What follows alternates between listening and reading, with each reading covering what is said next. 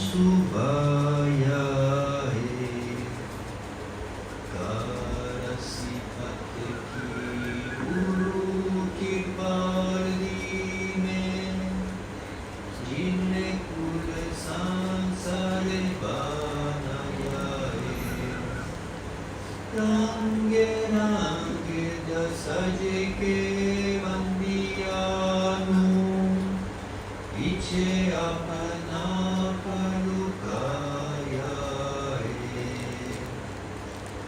ape choge vinod pyakarave ke jar jar de vish samaya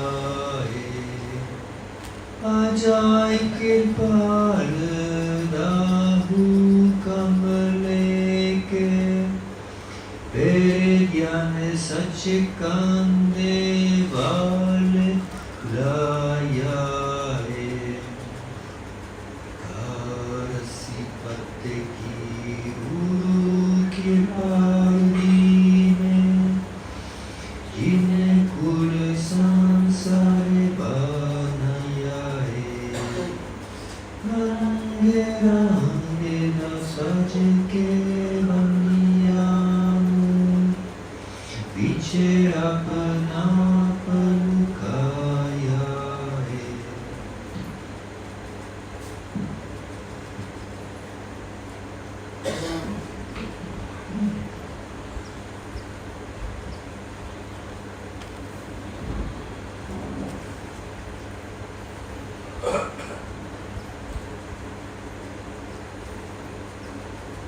Radha सुन संतों की बाणी बाणी हो जो स्वामी जी महाराज की वीरने शब्द अथवा नाम का नाम निर्णय करुणाई दुदा विधि वेद बतलाई। ये परम संत सद्गुरु स्वामी जी महाराज जी की बाणी। This is the Bani of Param Sant Sadguru Swami Ji Maharaj. Swami ji महाराज इस बाणी में नाम निर्णय का बयान किया है कि नाम यानी शब्द कितने प्रकार होते हैं।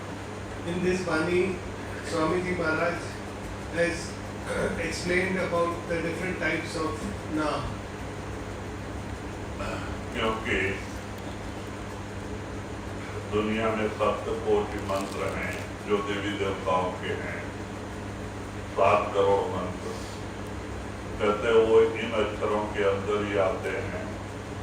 तो आगे स्वामी जी महाराज बताएंगे कि ये जो अक्षर और ये नाम कितने प्रकार के हैं और उनका उच्चार कैसे कैसे होता है। So in this Bani, Swami Ji Maharaj will explain about naam. Naam, or there are nearly 700 million mantras that are uttered, that are spoken, and Swamiji Maharaj will be explaining the difference between the naam, the various types of naams.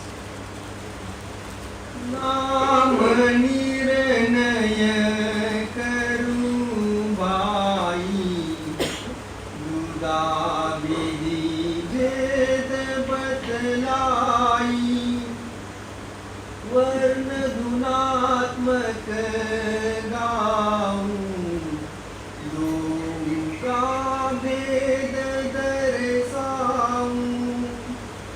तो आप कहते हैं एक वर्णात्मक नाम है, दूसरा ध्वन्यात्मक नाम है।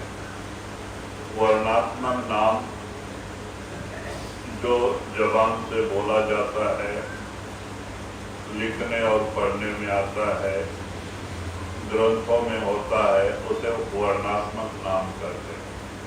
So he says that there are 2 types of naam. One is the descriptive naam, or the naam that we see in alphabets, which can be written, which can be uttered by our tongue. That is the that is called the Varnatmak Naam, and the other is the Dhunatmak Naam. तो कहते हैं 5 नाम जो अंदर के मालिक के नाम हैं, जो संत जपने के लिए देते हैं, वो भी वर्णात्मक ही है। तो कहते हैं जो वर्णात्मक है, जो लिखने पढ़ने बोलने में आता है, जो दिखाई देता है, वो नाम होता है। The 5 names that are given at the time of initiation, these are the names of the lords of the higher planes. But these names which are given are also descriptive, and all the names that are descriptive, all the mantras that are descriptive, are all subject to destruction. कहते हैं ये नाम खाली 9 दरवाजे से 10वें तक आने के काम में ही आता है। जब जबान बंद हो जाती है, बुद्धि लय हो जाती है, तब हम नाम का जाप कैसे करेंगे? So this naam, these 5 names that are given for repetition for our Simran, those help us in withdrawing from the 9 doors, 9 outward doors of the body, and coming to the 10th door. When the attention is focused at the 10th door, our tongue stops and our intellect ceases. So when the intellect ceases and the tongue no longer functions, then it is not possible to, then these descriptive naam is of no use after that. इसीलिए संत जो 5 नाम देख के हमें ध्यान में बिठाते हैं, तो हमारे दोनों आंखों के बीच में आत्मा भी है, सबक भी है, और वो शब्द और आत्मा का कनेक्शन नहीं। तो गुरु नामदान के दिन अंदर जाके नाम शब्द से हमारी आत्मा को जोड़ता है, वही सच्चा नामदान होता है। At the 10th door, there the soul resides, and also the holy sound current which is resonating at the eye center, that is also at the 10th door. At the time of initiation, the master connects that sound current to the soul, and that is the true initiation. तो जब ये जबान बंद होता है, तो गुरु ऊपर जो शब्द से जोड़ के रखते हैं, वो शब्द सुनाई देने लगता है, और वो शब्द ही हमें ऊपर लेके जाता है। So when this descriptive naam ceases, when we come to the 10th door, then the radiant form of the master connects us to the sound current, and then we can hear the sound current. That is the shabd we hear at the 10th door. तो इसीलिए कहते हैं, स्वामी जी महाराज ने भी इशारा दिया है, 52 अक्षर लोकत्रय सब कुछ इन्हीं माई, ये अक्षर रह जाएंगे वो अक्षर इनमें नहीं। स्वामी जी महाराज कहते 52 अक्षर से 4 वेद, 6 शास्त्र, 18 पुराण की रचना हुई है, और यही 52 अक्षर में सप्तकोटि मंत्र तैयार हुआ है। ये सब अक्षरों में आते हैं, लेकिन जो संत नाम देते हैं वो इन अक्षरों में नहीं। Swami Ji Maharaj has said that the 52 alphabets, they comprise all the mantras and all the Puranas, all the holy scriptures, and all the religious text. Everything is contained within those 52 alphabets. But the initiation that is given by the masters, the naam that is given by the masters, is not in those 52 alphabets. तो वही आप इशारा देते हैं स्वामी जी महाराज, एक वर्णात्मक नाम है और एक वर्णात्मक नाम है। नाम 2 तरह के होते हैं। So Swami Ji Maharaj therefore says that there are 2 types of naam. One is the descriptive naam, which can be written, and the other is the dhunatmak, or the naam of the sound current. वर्ण धुनात्मक गाऊं, दो का वेद दर्शाऊं, वर्ण कहूँ चाहे कहूँ अक्षर, जो बोला जाए रसना करे। तो वही कहते हैं, मैं दोनों का भेद बता रहा हूँ। एक वर्णात्मक है, दूसरा ध्वन्यात्मक है, लेकिन जो रसना यानी जबान से बोला जाता है वो वर्णात्मक है, और जो अंदर आत्मा के कानों से आवाज सुनी जाती है, आत्मा के आंखों से प्रकाश देखा जाता है, वो ध्वन्यात्मक है। So he says that these are the two types of naam. One is the descriptive naam which we repeat with our tongue and our mind, and the other is the naam of the sound current, and that sound current can be experienced only by the soul, by the faculties of the soul. वर्ण कहूँ चाहे कहूँ अक्षर, जो बोला जाए रसना करे, लिखन और पढ़न में आया, उसे वर्णात्मक गाया।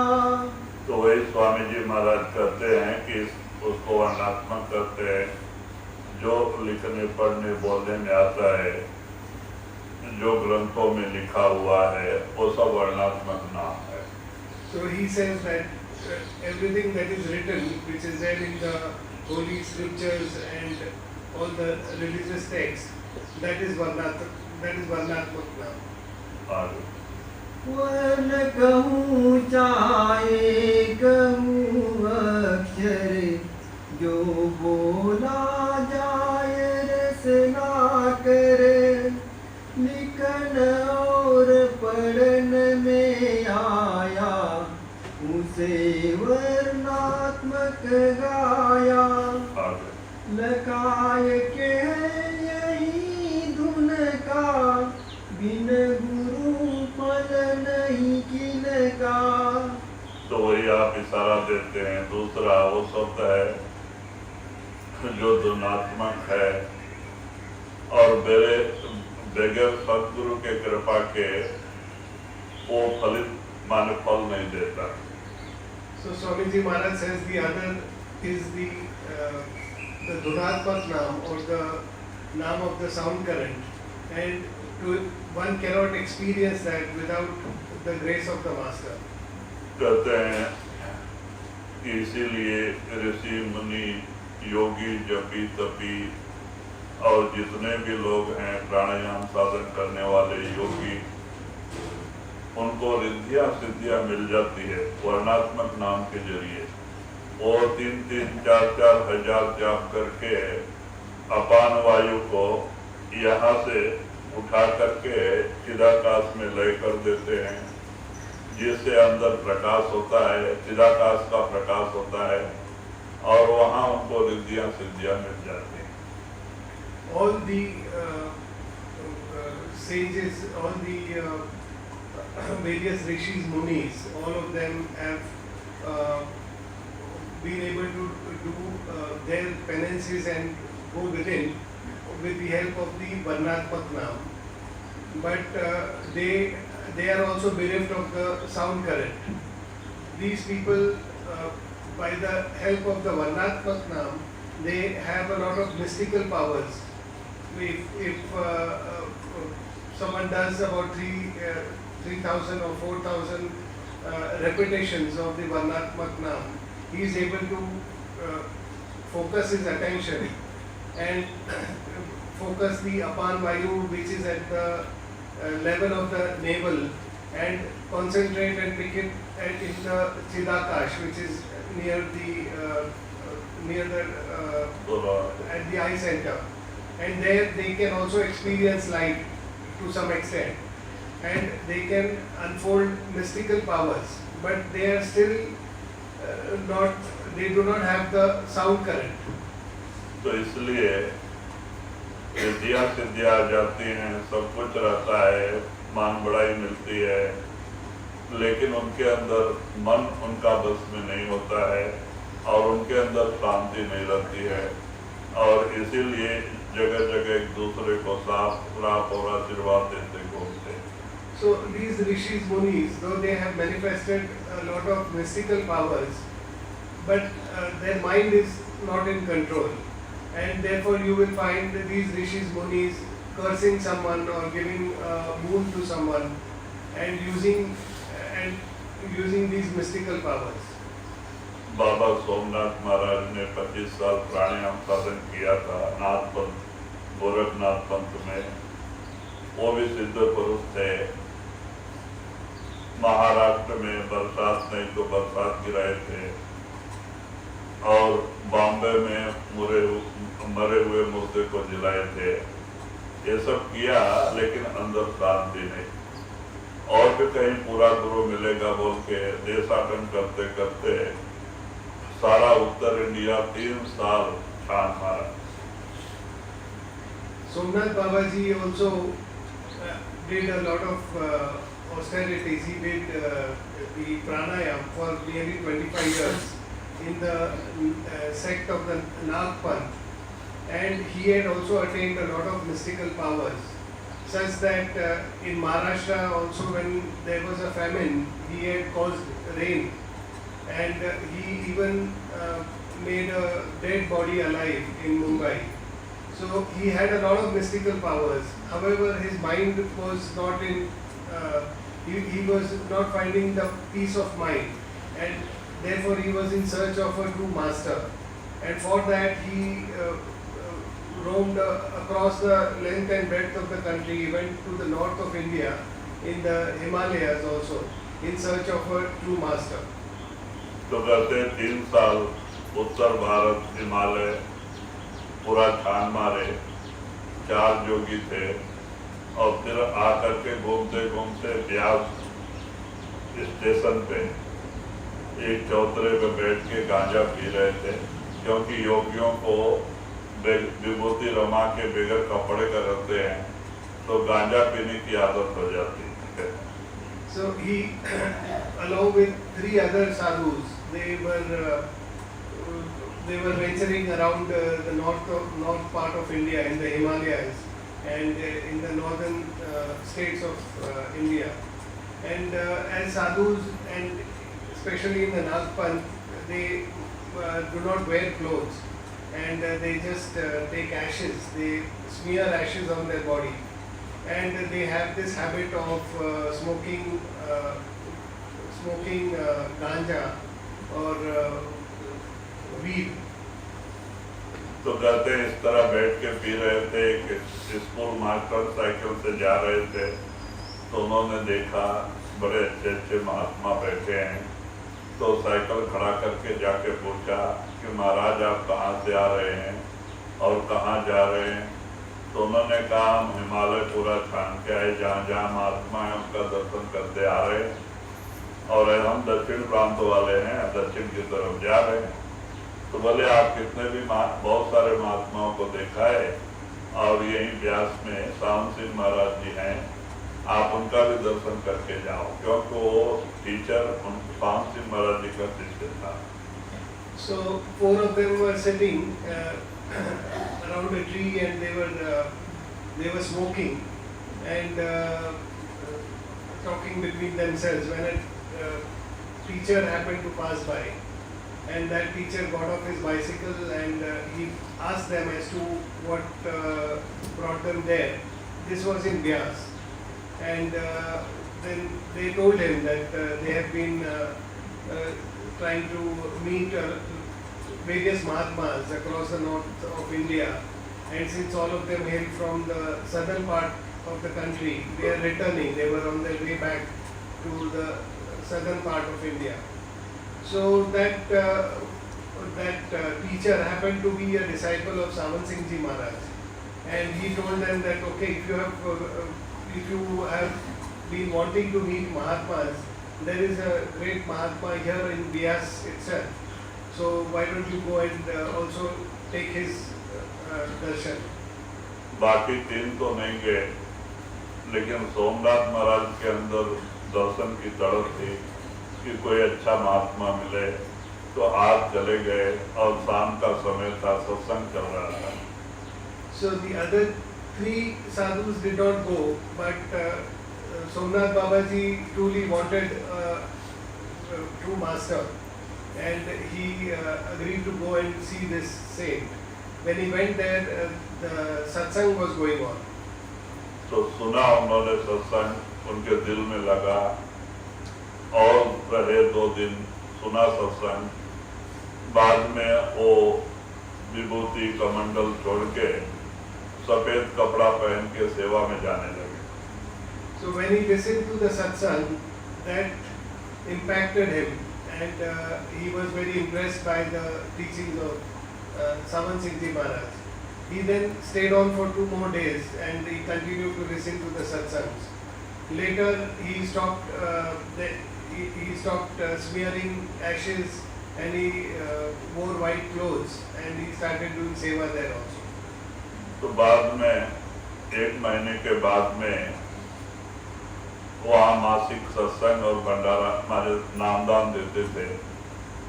तो वही मासिक सत्संग में इनको भी नामदान मिला और आप वहीं रह गए और 7 साल उस समय कृपाल सिंह महाराज भी थे और ये 7 साल वहाँ पे सेवा किया। So thereafter, in the monthly satsangs, Ramsinghji Maharaj would give his initiation. So Somnath Babaji stayed on for that, and he took initiation from Ramsinghji Maharaj. During that time, even Kirpal Singh Ji Maharaj was there in the ashram, and Somnath Babaji continued to stay for 7 years in the ashram after that. और फिर सेवा में लग गए। पहले ही ब्रह्म तक रूह पहुंची हुई थी प्राणायाम के जरिए। जब आगे का गुरु मिल गया तो रूह आगे जाने में कोई परेशानी नहीं और रूह आगे चली गई। और आप जो है कि थोड़े ही दिन में महाराज सत्संग करने की ड्यूटी दिया। So he was an attained soul, and he used to go within up to the Brahm. And after the initiation, when he got a true master who showed him the path for further higher planes, he progressed very quickly in that. And then Ramsinghji Maharaj also gave him the duty of doing satsangs in the southern parts of India. तो कहते इस तरह से उनको नामदान मिला। तो कहने का मतलब योगियों को भी, क्योंकि योगी बहुत पहुंचते हैं सहस्र कमल और भी योगेश्वर ब्रह्म तक जाते हैं, उसके आगे नहीं जा सकते। मन भी ब्रह्म से ही आया है और इसीलिए मन उनके बस में नहीं होता है, मन उनको सताता है और इसीलिए उनके अंदर शांति नहीं होती।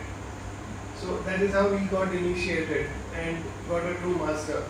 So the point of telling you is that these rishis and munis who have mystical powers and who do various practices of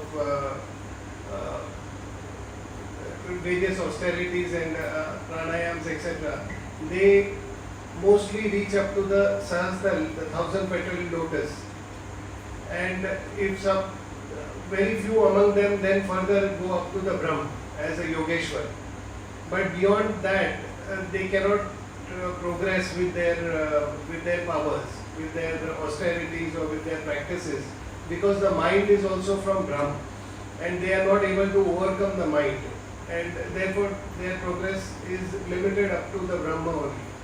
इसीलिए जब तक कामिल मुर्शिद बुरा गुरु नहीं मिल जाते तब तक वो शब्द जिस शब्द की संत महिमा करते हैं वो हमारे अंदर प्रकट नहीं होता। So therefore, till we get a true master, who initiates us and gets us connected with him, we will not be able to do that progress. मिले गुरु नाम धुन बेदी, सूरत धुन धुनी संग बेदी, एकता नाम और नामी, करावे जो मिले स्वामी। तो वही कहते हैं जब कामिल मुर्शिद मिल जाते हैं तो हमारे शुद्ध शब्द में जाके समाती है। वो शब्द जो सतलोक सत्संग से आके 10वें दरवाजे में जुड़ा है, संत डायरेक्ट उसी से जोड़ते हैं और वो हमें मंडल बाई मंडल ऊपर लेके जाते हैं।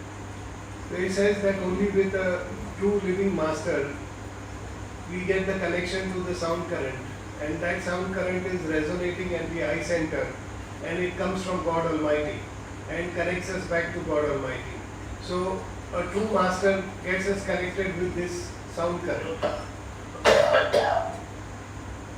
बाकी जो शब्द हैं वो दूसरे मार्ग से जाने वाले लोगों को भी सुनाई देता है, योगियों को भी सुनाई देता है, लेकिन वो शब्द अलग है, अनर्थ शब्द, और ये संतों का जो सार शब्द है वो अलग है. That way, when the rishis, munis, they practice and go within, they can also listen to the sound current. But that is the anahad sound current. And the sound current that the masters get us connected to is the sar shabd, or the sound current which is coming from God Almighty. वही आप कबीर साहब ने इशारा दिया है, जाप मरे अजपा मरे अनहद भी मर जाए, सार शब्द चीने बिना फिर भटका खाए. कहते जब तक वो सार शब्द मार्गी गुरु नहीं मिलता, फिर आना जाना खत्म नहीं होता. So even Kabir Sahib has said that the jap, our repetition comes to an end, and even the anahad comes to an end. The sound current, the anahad which is up to Brahma, also comes to an end. So only when we are connected to the sar shabd that we get salvation from this ocean of life and death. क्योंकि संत हमेशा नामदान के दिन पार ब्रह्म के काल के compound के पार ब्रह्म के शब्द से जोड़ते हैं, उसी को सार शब्द कहते हैं. So the masters connect us to sar shabd, which is resonating above the Brahma, and they get us connected to that sar shabd, which is not subject to destruction. नाम वर्णात्मक गाया, नामी दूनात्मक पाया, वर्ण से सुरत मन माजो, बहुरी चढ़ गगन धुन साधो. तो अब स्वामी जी महाराज कहते हैं जो वर्णात्मक नाम आपको 5 दिया गया है, ये मन और आत्मा की सफाई के लिए. अब हमारा मन मलिन हो चुका है, और ऐसा मलिन मन डायरेक्ट शब्द. Maharaj says that the masters give us the 5 names for repetition, because these 5 names are for the cleansing of the mind and the soul. There is a lot of burden of karmas which is being built on the mind and the soul, which needs to be cleansed by these 5 holy names, and these are to be repeated. So to destroy a physical thing, we need another physical thing, and therefore the masters give us this repetition of the 5 names, which is in this physical form, to cleanse our mind and soul. The mind and soul in the current form are not clean, and therefore will not be able to get connected to the holy sound current, and therefore they need to be cleansed before they can get connected to the sound current. इसीलिए 5 नाम का स्मरण, सद्गुरु का ध्यान ज्यादा से ज्यादा करके मन की सफाई करें. मन जैसे जैसे साफ होगा, आपके अंदर परिवर्तन आएगा, आपको शांति मिलेगी, और धीरे धीरे मन साफ होने के बाद आपका रूहानी सफर स्टार्ट होगा. जब तक मन साफ नहीं होगा, आपका रूहानी सफर किसी भी हालत में स्टार्ट नहीं हो सकता. So therefore the masters tell us that we should do our simran. We should continuously repeat these holy 5 names, and as we keep doing that more and more, we will continuously be cleaning our mind and soul. And once the mind and soul becomes clean, then the progress of withdrawal of the attention from the 9 doors and coming to the 10, that starts. So till the mind is impure, we will not be able to withdraw that attention and go to the 10th door. तो बहुत जरूरी है कि 5 नाम का स्मरण, सद्गुरु का ध्यान करके अपने मन रूपी चादर की सफाई करें. जो करोड़ों जन्मों के मैल जड़ी हुई है, कहते वो मैल कटेगी, मन निर्मल होएगा तो ही हमारी रूहानी सफर स्टार्ट होगा। इसलिए बहुत जरूरी है सुमरन ध्यान करके अपने मन की पहले सफाई करें। So therefore we should do the Simran to cleanse our mind, to cleanse the cloth of our mind.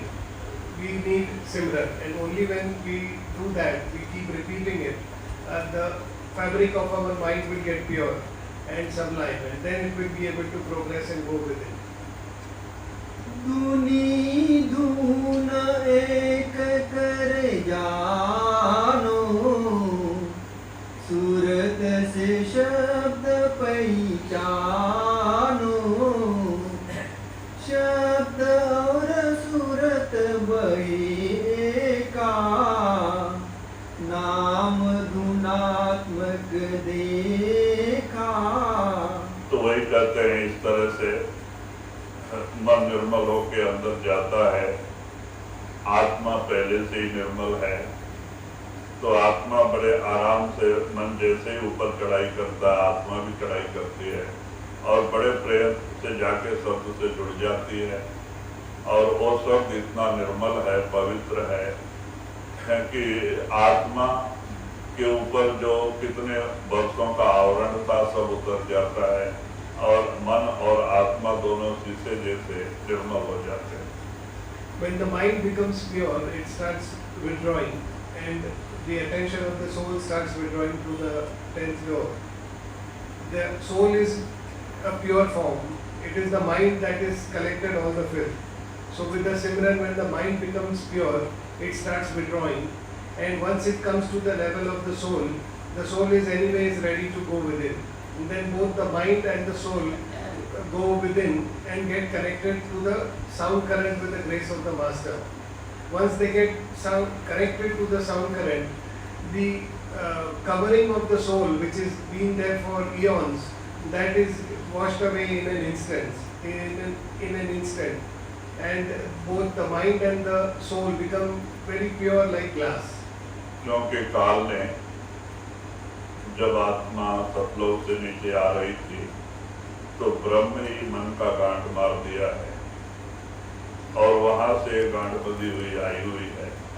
आत्मा निर्मल है, पवित्र है, वो अपने असल की तरफ जाना चाहती है, जा नहीं सकती जब तक कि मन साथ नहीं जाएगा, क्योंकि दोनों की गांठ बंधी हुई है। When the soul has descended into this world of Kal, Kal has tied the soul with the mind, and there is a knot which is tied between the mind and the soul, which cannot be released.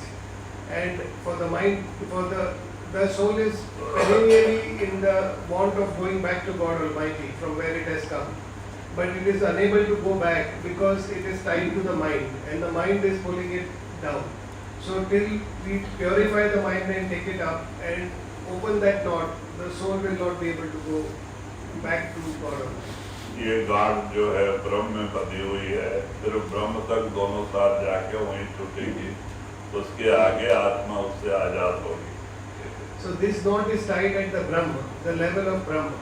So till the Brahma, the mind and the soul will have to ascend together, and only when that knot is untied at the Brahma, after that the soul is free and it will go upwards to God Almighty. ब्रह्म के आगे मन नहीं जा सकता, मन ब्रह्म का अंश है और आत्मा उसके बंधन से आजाद हो जाती है और गुरु के साथ अकेली ऊपर जाती है और पार रूम में जाके स्नान करके निर्मल हो जाती है।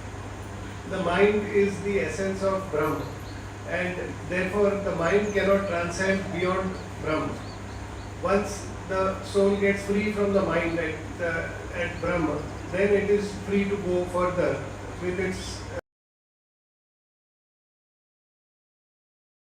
go further up.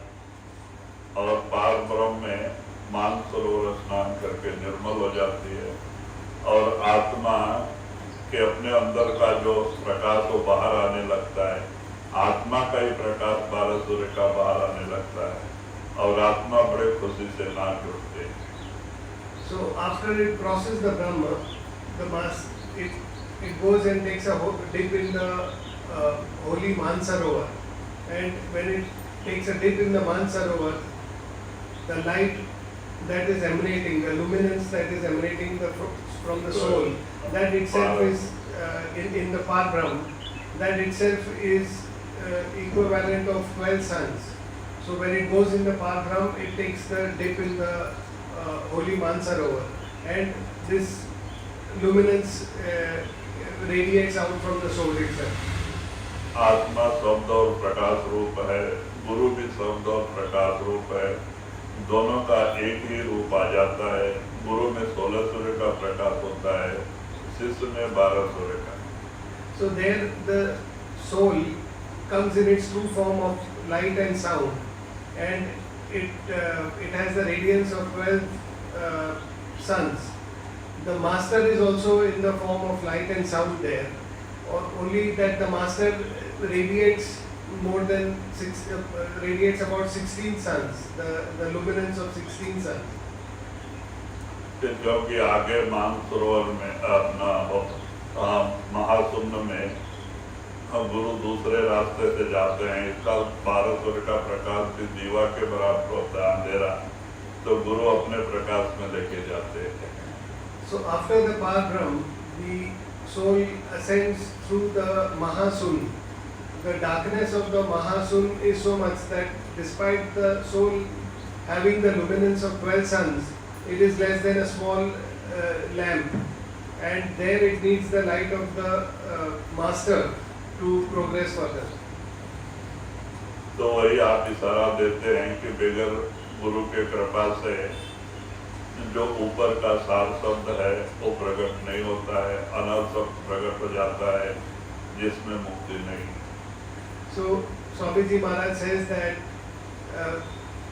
with the grace of the master, he connects us to the Sar Shabd, and that Sar Shabd is what gives us salvation.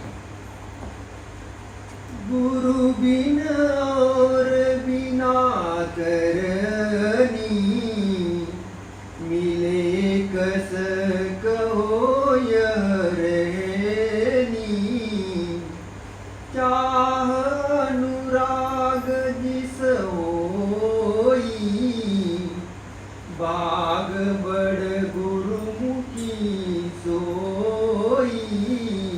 तो वही स्वामी जी महाराज कहते हैं कि कामिल मुर्शिद भी मिले और शिष्य के अंदर लगन होवे कि ये जन्म में हमें अपने घर पहुंचना है, और वो कमाई से लग जाए, ऐसा गुरु ऐसा शिष्य मिले विरही, तब जाके कामयाबी हासिल होती है।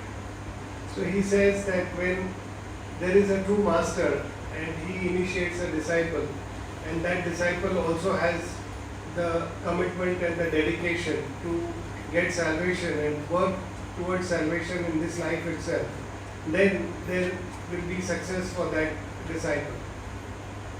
नहीं तो गुरु पूरा मिल गए, वो चाहते हैं भजन करके अंदर आवे, और शिष्य को इच्छा नहीं, वो बाहरी सामानों के पीछे नाम और समय बर्बाद कर रहे हैं, तो फिर ऐसे गुरु ऐसे शिष्य से कामयाबी हासिल नहीं होगी।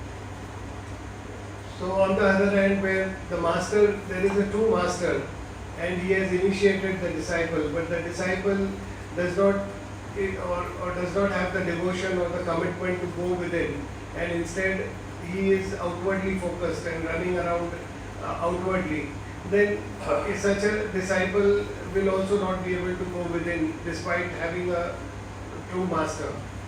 गुरु पूरा होवे, शिष्य भी पूरा होवे, इसी जन्म में गुरु को अपने अंदर प्रकट करना चाहे और गुरु के हुक्म के अनुसार रोज 4-4 घंटे की बैठक बनावे, तो जरूर कामयाबी मिलती है।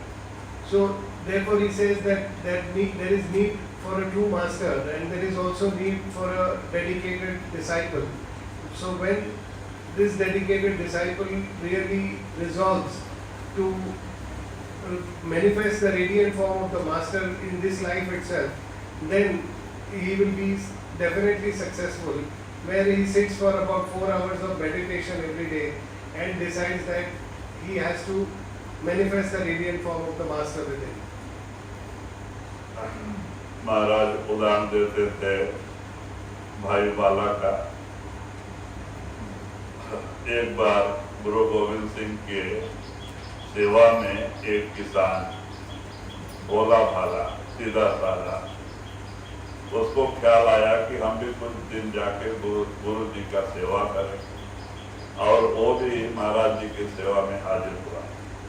Sanji used to often talk about this story of Bhai Bala. Bhai Bala was like, he was a simple farmer, and he went to Guru Gobind Singhji, and he thought he will do some seva there in the ashram.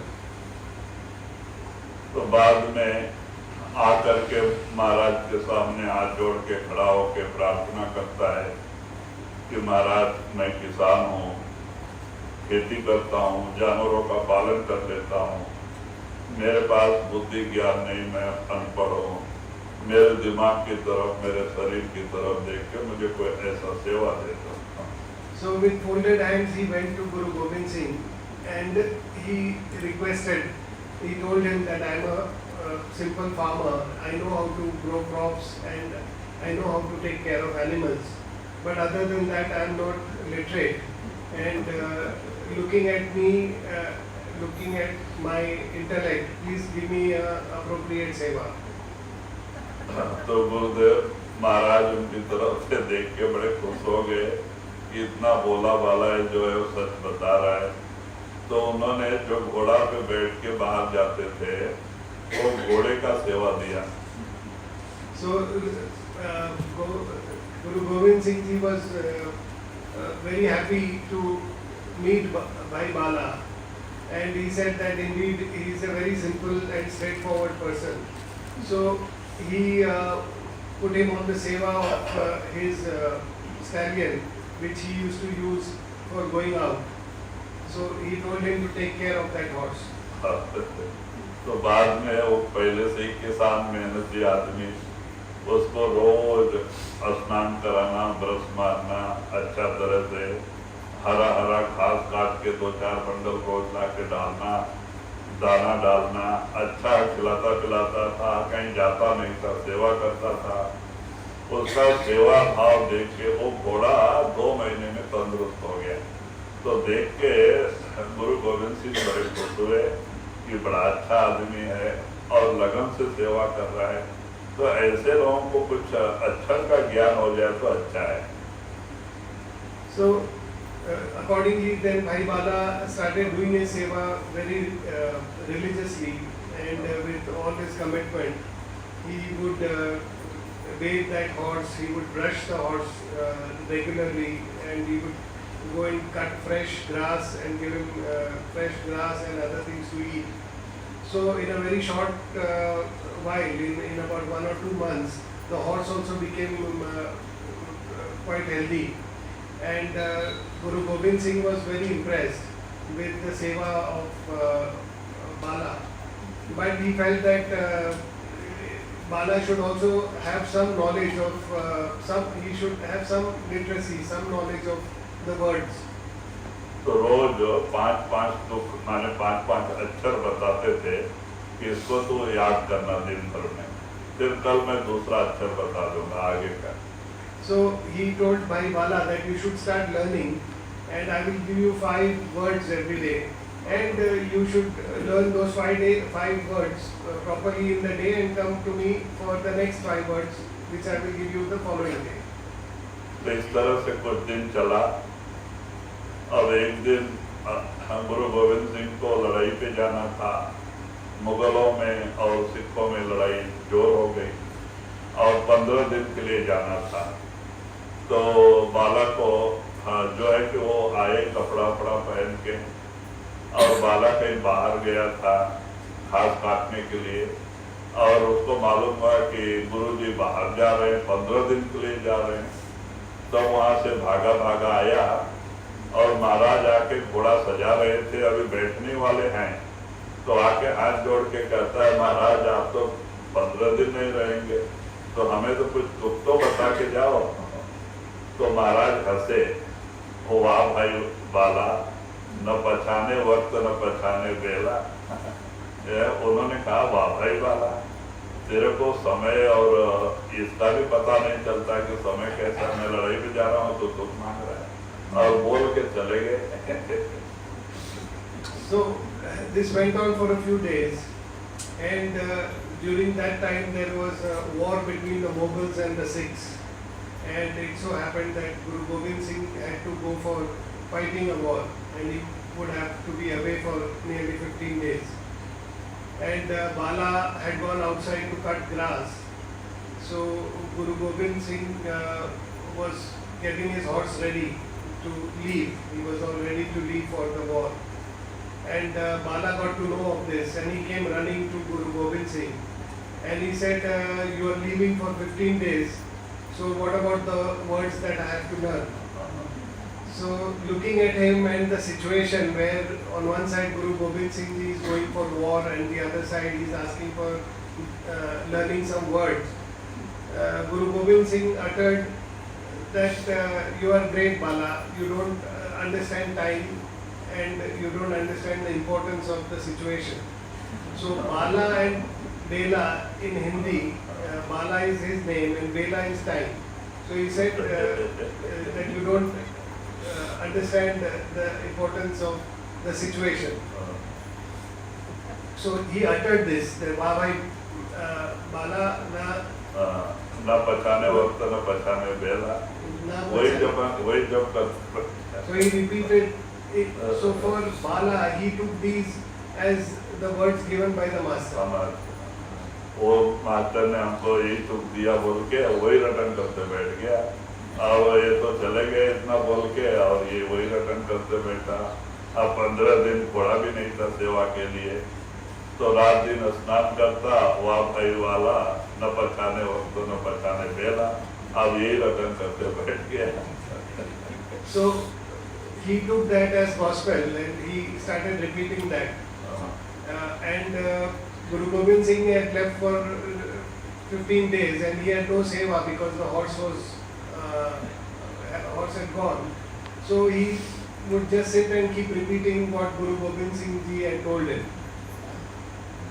तो कहते हैं कि इस तरह से 15 दिन जो है कि रात दिन रटन करने से कोई विश्वास रख के कि गुरु ने तुक दिया है, रटन करने से उसकी रूह चढ़ाई कर गई और उसकी तीसरी आंख खुल गई।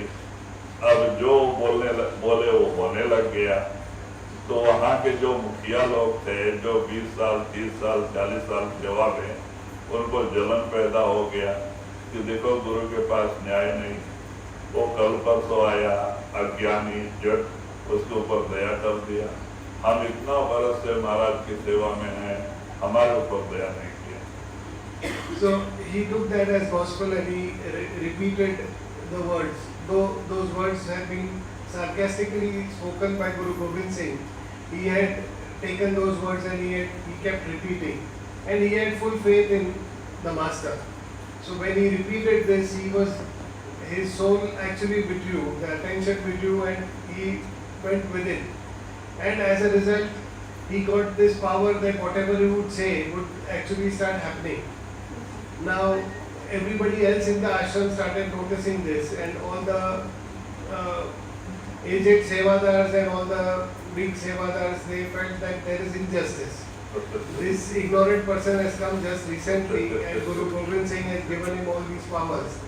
And we have been here in Seva for so many years and he has not showered his grace on us. तो सब लोगों ने मीटिंग किया, आने दो महाराज को, हम सब पूछेंगे ये कैसा न्याय है महाराज के दरबार में। उसके ऊपर दया कर दिया, हम लोग के ऊपर इतना बरस से हम साथ में रहते हैं, सेवा करते, हमारे ऊपर दया ही नहीं किया, आने दो पूछे। मीटिंग करके लोग बैठे थे।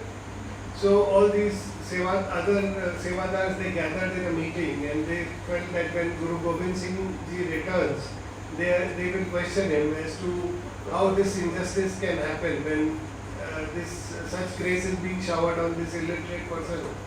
And all of them are just left like that, though they have done seva for so many years. They felt that when Guru Gobind Singh Ji returns, they will question him.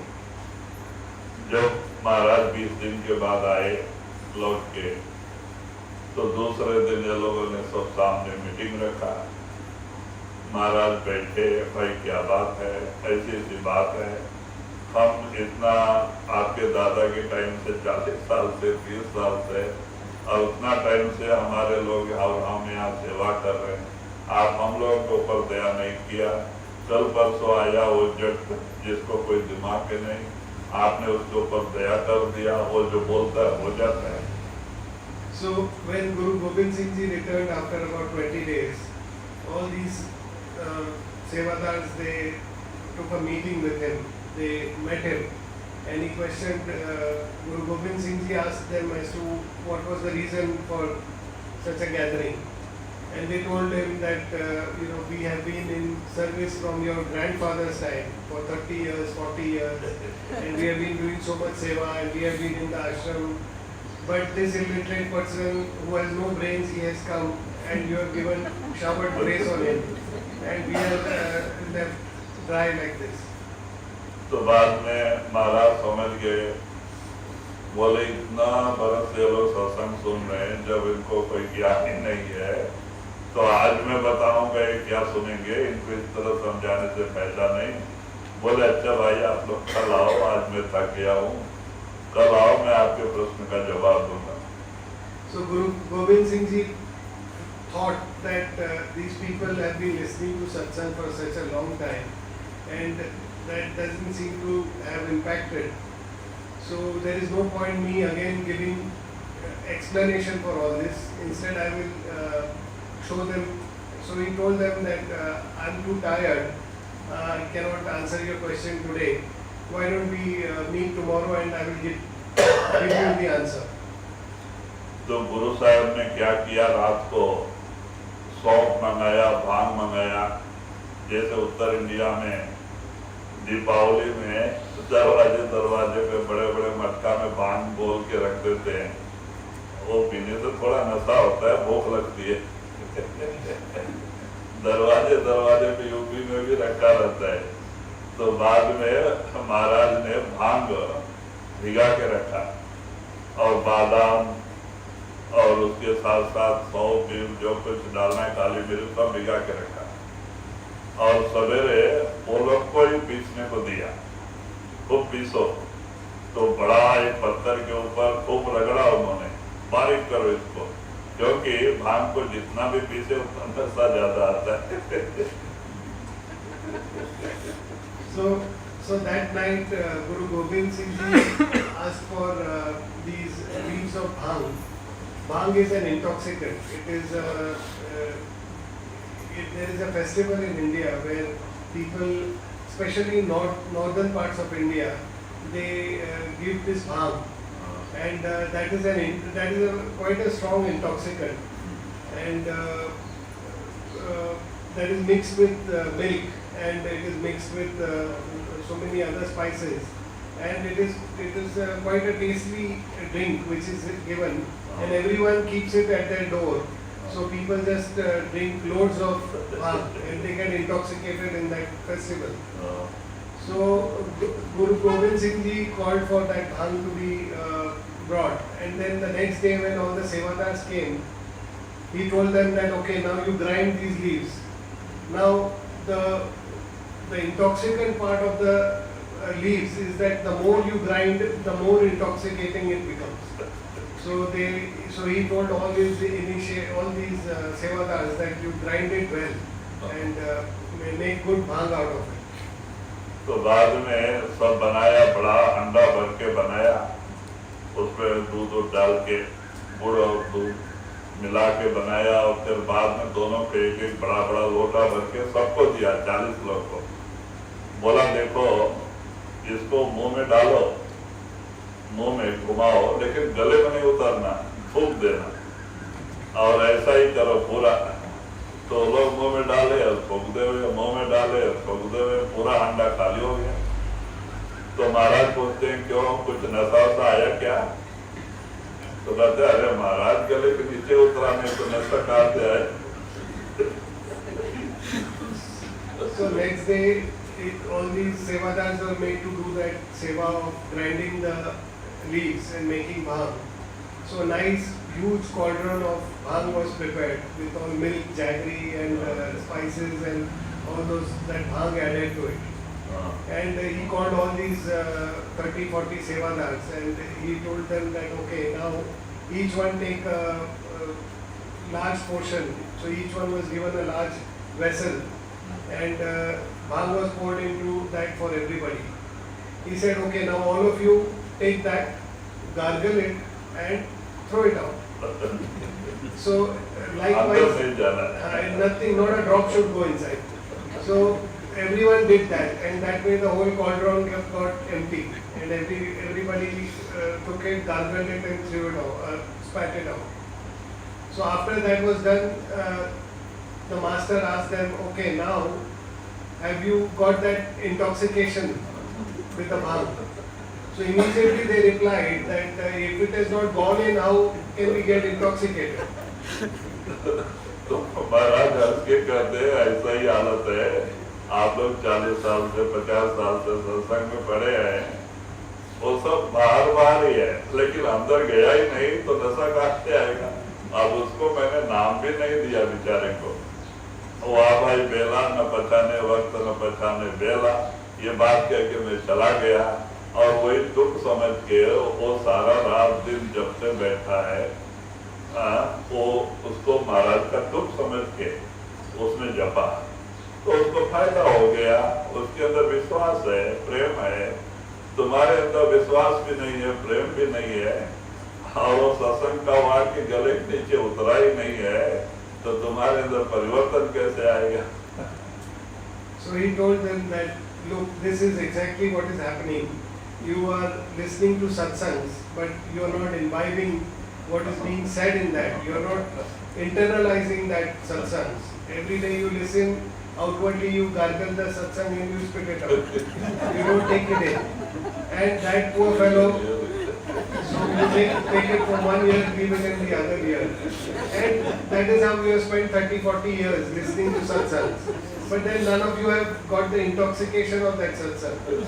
And this poor fellow, though he is illiterate and he is a simpleton, though I sarcastically told him that you don't understand that va bhai bela na pachane vakt na pachane bela, I said it sarcastically, but he took it as a gospel because he has faith that I am giving him words for him to memorize, and he did that very with full devotion, with full faith, and with a lot of love. And though it was a sarcasm, he internalized it, and that is how he progressed with it. Whereas all of you have just been taking it and spitting it out.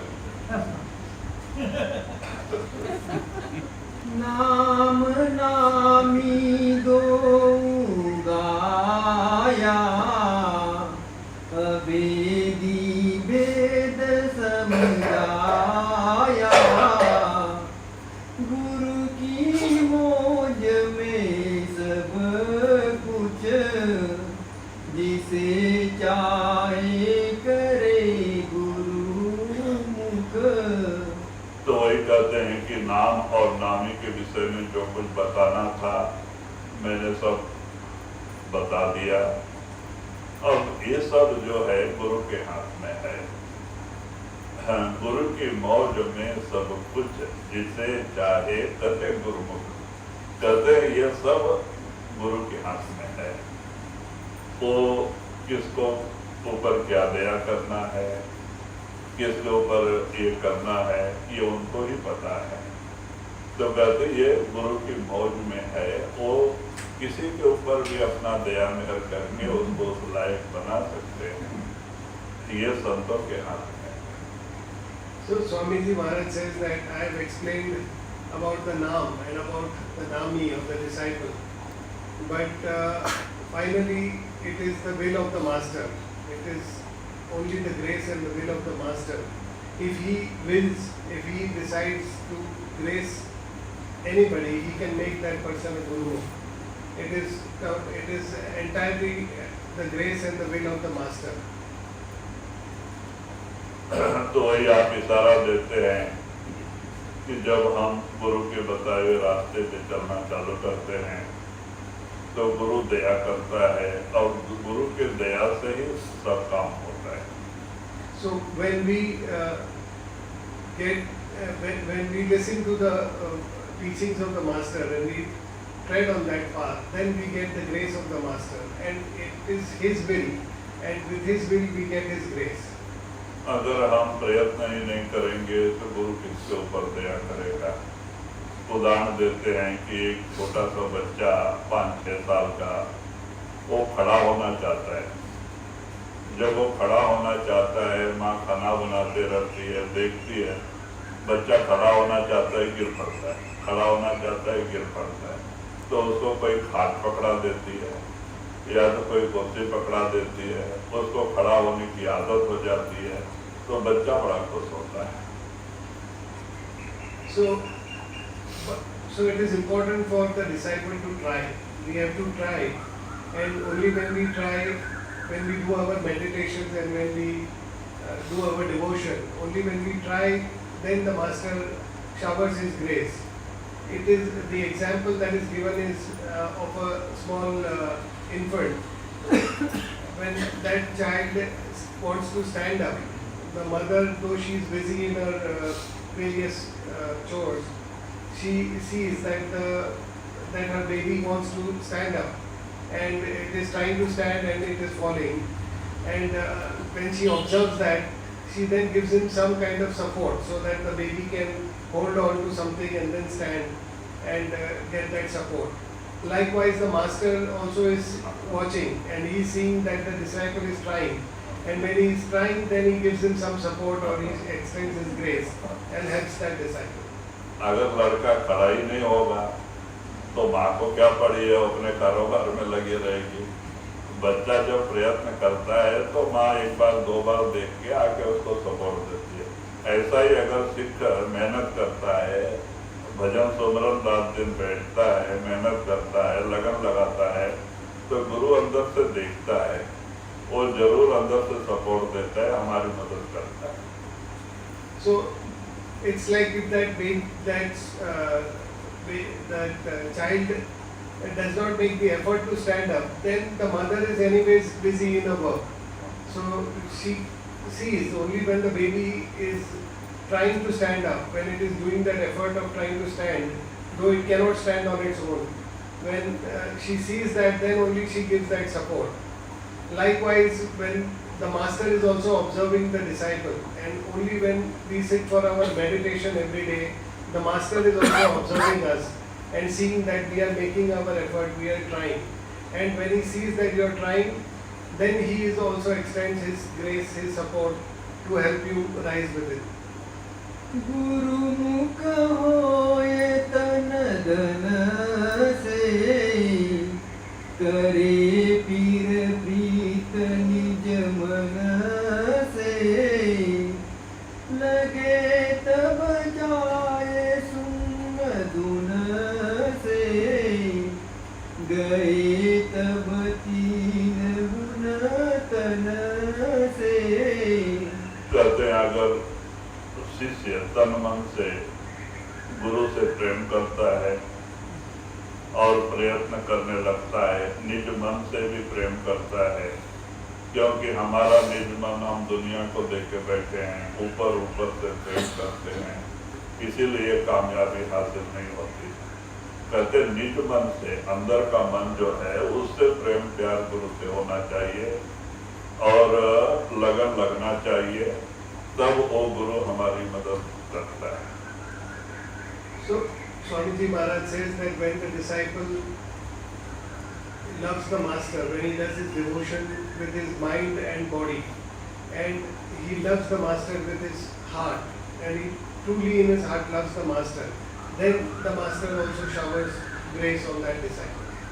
Swami ji महाराज ने कहा है, लेकिन हमारी क्या हालत है, हम गुरु को ऊपर ऊपर गाते, गुरु को दिल भीतर नहीं लाते. हम तो गुरु को ऊपर ऊपर गाते हैं, ऊपर ऊपर उनकी बड़ाई करते हैं, लेकिन दिल में हम दुनिया को बिठाए बैठे हैं. दुनिया का प्रेम प्यार है, कुटुंब परिवार का प्रेम प्यार है, तो बताओ वो गुरु के किसके ऊपर दया करेगा. So Swamiji Maharaj has also said in another Bani that we praise the masters and sing the glories of the master outwardly, but in our hearts we have all the other worldly matters, all our attachments, and we love the outside world with our heart, but outwardly we talk about the greatness of the master and we show outward love for the master. कहते अंदर से हमें गुरु से सच्चा प्रेम प्यार होना चाहिए, हमारा प्रेम प्यार दिखाव के नहीं होना चाहिए, क्योंकि हम गुरु को धोखा नहीं दे सकते हैं, वो अंतर्यामी है, वो सब जानता है. So therefore we have to have that love for our master in our heart. We should have it at the core or within. And the master is clairvoyant. He knows exactly how much love you have for him. So outwardly, if we are doing or expressing our love for showing it outwardly, or we are trying to just do an outwardly praise of him, that is of no use, because he knows what you truly have in your heart. गुरु मुख होए तन धन से, करे पीर प्रीत निज मन से, लगे तब जाए सुन धुन से, गए तब तीन गुण तन से. कहते हैं जब गुरु की कृपा होती है तो हमारे अभिमन पे 3 गुण का प्रभाव है, रजो तमो सत्व, ब्रह्मा विष्णु महेश्वर, इन तीनों के 3 गुण हैं. कोई न कोई गुण का प्रभाव हर एक इंसान के मन पे होता है, स्वभाव पे होता है. तो कहते हैं कि जब गुरु की कृपा हो जाती है तो ये गुण का जो ये है, माने जो उसका प्रभाव है वो अपने आप दूर हो जाता है और एक गुणातीत गुण से रहित हो जाता है. Everybody has the impressions of 3 gunas, and these 3 gunas are Sadgun. Brahma Vishnu These are of the Brahma, Vishnu and Mahesh. Sattva-gun, Tamo-gun and Rajo-gun. These are, everybody has these 3 gunas, these 3 impressions. In some, one may dominate, in some the other may dominate. But everyone is under the influence of these 3 gunas. When the master extends his grace, he showers his grace on the jiva, then that jiva becomes free of these 3 gunas. And these 3 gunas do not then dominate his behavior. अब इन गुणों के बारे में कल बताएंगे. अब यहाँ से आगे कर ले लेंगे, वाणी बड़ी लंबी है. कितना आ जाए ठीक है. So I will take the rest of the Bani tomorrow. This is a very long Bani, so we'll close for the day here, and gunas and everything I'll explain tomorrow. क्योंकि सबका टाइम बहुत short period है. Yes, we have a short period and fixed time.